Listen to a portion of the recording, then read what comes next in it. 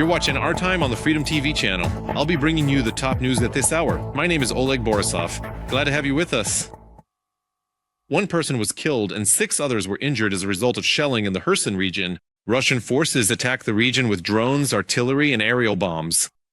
Critical social infrastructure facilities as well as residential neighborhoods were hit. 9 apartment buildings and 23 private houses were damaged.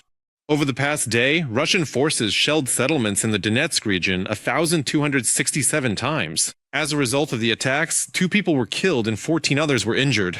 A total of 41 civilian objects were damaged, including 23 residential houses. In Molotatarovka, 1 person was killed and another was injured. In Privolye, a firefighter became a victim of the attack. Another 9 people were injured. Slavyansk was subjected to a combined strike using aerial bombs, rocket artillery, and drones. Damage was also recorded in Dushkavka, Kramatorsk, and Rygerodok. 1 person was killed as a result of a Russian strike with a guided aerial bomb on Zaporizhzhia this morning. Within an hour and a half, the occupiers dropped 8 cab bombs on the city. 31 people suffered blast injuries, shrapnel wounds, and concussions. 10 of the injured were hospitalized. In total, the enemy carried out more than 1,000 strikes on the region in one day. 49 settlements came under fire. It is known that 1 person was killed and 37 were wounded.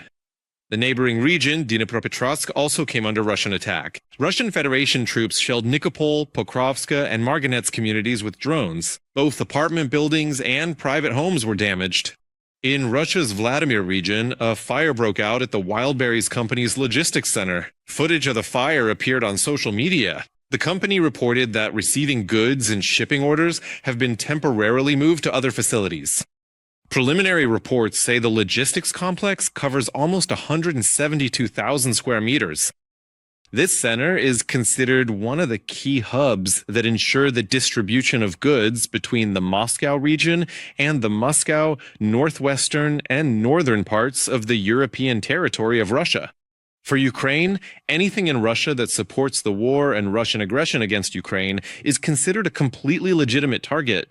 This was stated on Freedom TV by Alexei Bryachenko, professor at the Kyiv Aviation Institute and president of the International Institute for Security Studies. According to him, the Kremlin is putting, for example, a well-known delivery service at risk.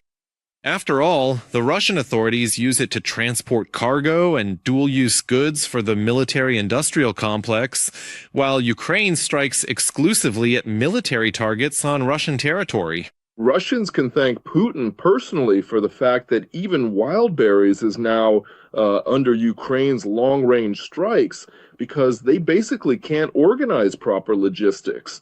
They disguise it as civilian. But our intelligence, our agencies verify all this information very thoroughly. And we will not allow the Russian Federation's military-industrial complex to scale up and replenish itself with contraband and dual-use goods, because all of that ends up coming back at us.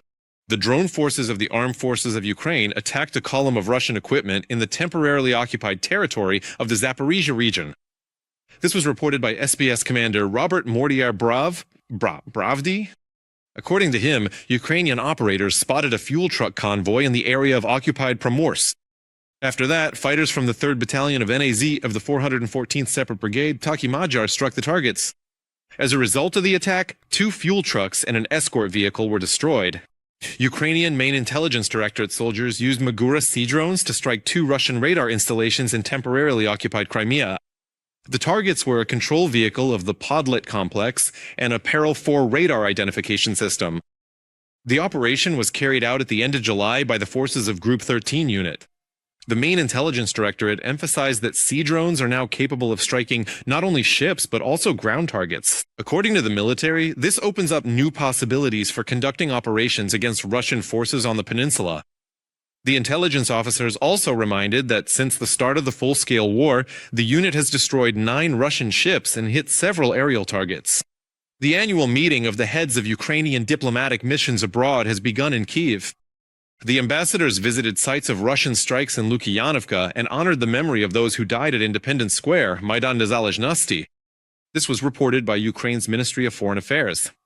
Along with the diplomatic corps, the honorary guest of the conference, Moldova's Deputy Prime Minister and Minister of Foreign Affairs, Mihai Popsoy, also took part in the event.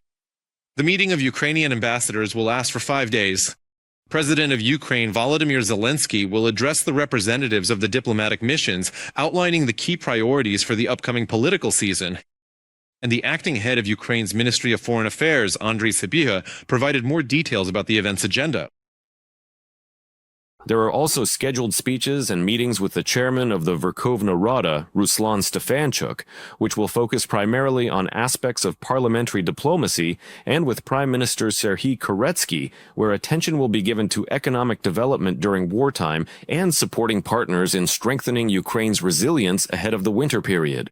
There will also be a separate session dedicated to humanitarian projects and soft power with the participation of First Lady Olena Zelenska, as well as a meeting with the head of the President's office, Kirilo Budanov.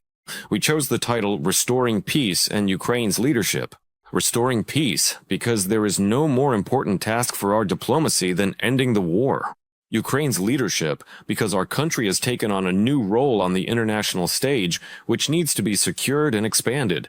Andriy Sybiha, Acting Minister of Foreign Affairs of Ukraine, Facebook. The United States of America is negotiating with Ukraine on the transfer of technology for the production of Patriot interceptor missiles. This was reported by Michael Turner, a member of the U.S. House of Representatives. He noted that granting Ukraine the relevant licenses would allow Kyiv to independently set up production and master the necessary defense technologies. I truly believe that negotiations are ongoing to provide Ukraine with broader access to Patriot technology so they can establish production and acquire defense developments. This will be very important both for the Allies and for Ukraine. Mike Turner, a member of the U.S. House of Representatives, speaking on CBS. Romania is trying to save the operation of a nuclear power plant due to the critical shallowing of the Danube. To do this, the military is carrying out a large-scale operation to change the direction of the river's flow. Specialists are blasting rock formations to increase the volume of water flowing to the cooling system of the power units. The initial explosions did not produce the expected result, as the rock turned out to be too hard. More than 100 military personnel are involved in the operation. In addition, the authorities plan to sink several barges loaded with rocks and to deepen the riverbed. The situation is further complicated by a severe drought. The water level in the Danube is now almost 3 times lower than normal. One of the nuclear power plant's reactors has already had to be temporarily shut down. If the situation gets worse, the authorities do not rule out imposing electricity restrictions on large industrial enterprises. Serbia has also found itself on the brink of an energy crisis due to the critical shallowing of the Danube. The country's president, Alexander Vučić, stated that the oil refinery in the city of Pančevo is at risk of being shut down. According to him, the water level in the river has dropped so much that vessels can only carry half of their usual cargo volume. The authorities warned that if the situation gets worse, navigation on certain sections of the Danube will have to be halted. Amid the abnormal heat, the government has already called on residents to save electricity. An emergency meeting of the Crisis Response Headquarters has also been convened. To learn even more, subscribe to the Freedom YouTube channel. There you'll find informational and analytical materials, as well as important interviews and expert opinions. Our focus is on Russia's war against Ukraine, as well as events happening around the world. Right now, scan the QR code on the screen, follow the link, and add the channel to your favorites. Subscribe to UATV English and stay updated on the most important events, top news from Ukraine and all over the world, in-depth analysis, exclusive reports and interviews, all on hand in our channel. Join our community of viewers and stay tuned.